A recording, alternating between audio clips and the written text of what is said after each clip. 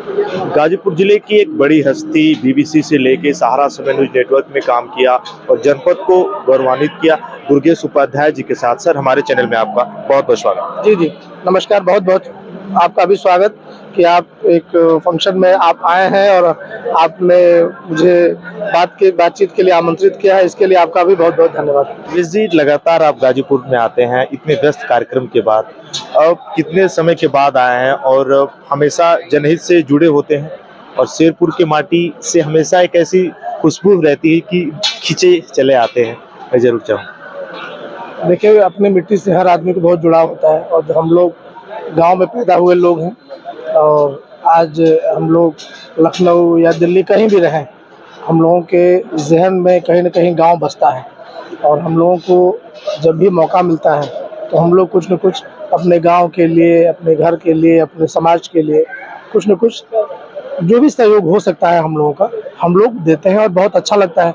आते हैं तो लोगों से मुलाकात होती है और लगता है कि लोगों का जो इतना अपनापन है, जो इतना जुड़ाव है लोगों का, जो इतना प्यार है, तो बहुत अब खुद भी एक प्रेरणा का एक काम करता है।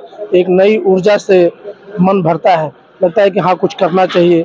कुछ समाज में लेखन के माध्यम से, अपनी बौद्धिक क्षमता के माध्यम से जो भी हम लोग सहयोग दे सकते हैं, वो सहयोग हम लोग देते रहते हैं और काफ़ी अच्छा लगता है। ख़ासकर जब आप अपने इलाके में आते हैं और अपने गांव आते हैं, अपने समाज में आते हैं, अपने लोगों के बीच आते हैं। जब ऐसे लोग जिनके सामने आप पैदा हुए, आप बढ़े, आपने अपना एक जीवन का मुकाम तय किया, आपने शिक्षा ग्रहण की, तमाम शिक्षकों से मुलाकात होती है जिन लोगों ने हमको पढ़ाया है, तो काफ़ी अच्छा लगता है और कुछ न कुछ सकारात्मक करने की प्रेरणा मिलती है। गाजीपुर की माटी के लिए सबसे बड़ी बात है एक वरिष्ठ पत्रकार के रूप में अब पूरे देश ही नहीं विदेश में भी गौरवान्वित किया। बीबीसी का आपका सफर रहा, सहारा समय में आपने काम किया, अमर उजाला जैसे लगातार समाचार चैनलों में आपने वो प्रसिद्धि पाई जो कि आज के युवाओं के लिए एक बहुत बड़ी बात है, प्रेरणा का काम करते हैं। उस सफर के बारे में अगर मैं सर जानना चाहूँ। देखिए, हम लोगों की शुरुआत तो गांव से हुई। हाई स्कूल तक की शिक्षा दीक्षा जो अष्ट शहीद जो इंटर कॉलेज है मोहम्मदाबाद में, वहाँ से पढ़ने के बाद चूँकि मेरे पिताजी सरकारी सेवा में थे, लखनऊ में रहते थे, तो हम लखनऊ गए और लखनऊ जाने के बाद फिर वहाँ से हमने इंटरमीडिएट ग्रेजुएशन करने के बाद पत्रकारिता की पढ़ाई की।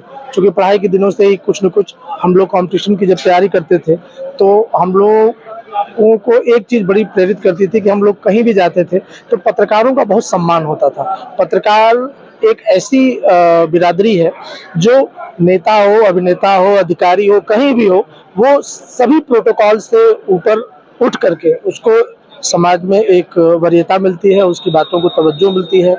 वो जो बात कहता है, जो लिखता है, जो बोलता है, उसको लोग बहुत मतलब प्रधानता देते हैं।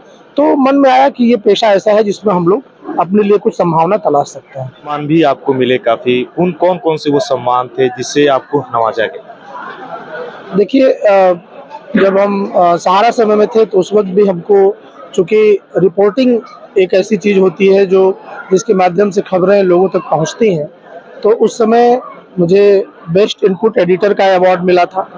अभी पिछले साल जो है साल 2021 में मुझे उत्तर प्रदेश गौरव सम्मान से भी सम्मानित किया गया। तो बीच-बीच में लोग संपर्क करते हैं, बहुत सारे सम्मान समारोहों में जाने का मौका मिलता है। तो ये एक सफ़र है, इसका कोई अहंकार नहीं पालना चाहिए। इससे कुछ सकारात्मक करने की प्रेरणा मिलती है और लोगों को जो है अपने जीवन में प्रेरणा लेकर के और कुछ समाज हित में जो भी हम बेस्ट कर पाएँ हमें करना चाहिए। युवा पीढ़ी को भी ये चीज़ देखनी चाहिए कि जो लोग भी जिस भी विधा में वो जाना चाहते हैं, अगर उसमें कोई व्यक्ति अच्छा कर रहा है तो उसको फॉलो करें। लोकसभा में इस बार सरकार ने भी काफी अच्छी तरीके से काम भी किया है। उत्तर प्रदेश में डबल इंजन की सरकार है, लोकसभा के बारे में आप क्या कहें। देखिए, मुझे जहाँ तक लगता है कि जिस तरह से आपने खुद कहा कि डबल इंजन की सरकार इतना बेहतरीन काम कर रही है, तो जिस तरह से इंडिया अलायंस के जो भी घटक दल हैं उनमें कोई तालमेल नहीं है, तो मुझे ऐसा लगता है कि वो इंडिया गठबंधन बहुत दूर तक जाता हुआ दिख नहीं रहा है। और जिस तरह से माननीय प्रधानमंत्री श्री नरेंद्र मोदी जी के नेतृत्व में एक एनडीए का जो पूरा गठबंधन है और सरकार की जो बेहतरीन कार्यप्रणाली है और जिसमें तमाम विकास की योजनाओं से लेकर के और जो आम जन है उनके भीतर जो प्रधानमंत्री जी की जो गहरी एक अमिट छाप है, उनकी जो एक लोकप्रियता है, लोगों का रुझान है, खासकर राम मंदिर के में प्राण प्रतिष्ठा कार्यक्रम के बाद। और दूसरी चीज एक ये भी है कि प्रदेश में देखें तो माननीय मुख्यमंत्री जी का जो लॉ एंड ऑर्डर पर जो जीरो टॉलरेंस की नीति है, इतना बेहतरीन काम हुआ है। तो अभी तो जो देखने और समझने में आ रहा है, तो मुझे एक विश्लेषक के रूप में तो ये लगता है कि अभी एनडीए गठबंधन का पलड़ा कहीं न कहीं ज्यादा भारी है। सर, आपने इतना समय दिया इसके लिए आपका बहुत बहुत धन्यवाद। धन्यवाद।